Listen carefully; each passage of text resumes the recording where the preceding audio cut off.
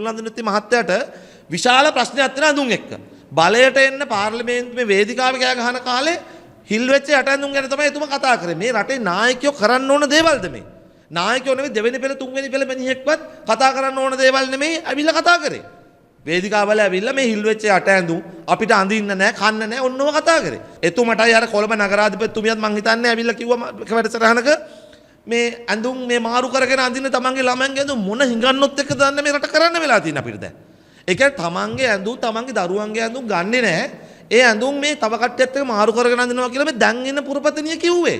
ඒක තියෙනවා මාධ්‍යවල.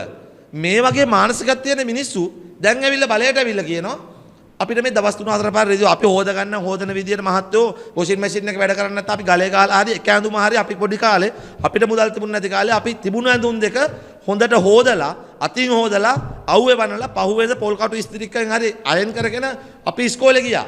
අපි කිලුටුවට ඇන්දේ නැහැ. මේගොල්ලන්ට කිලුටු දෙයි නැති දෙයි තේරෙන්නේ නැහැ. හොඳ දෙයි නරක දෙයි තේරෙන්නේ නැහැ. ජනතාවට උපදෙස් දෙන්න එනවා. Taman කියපු දේ කරලා පෙන්නන්න.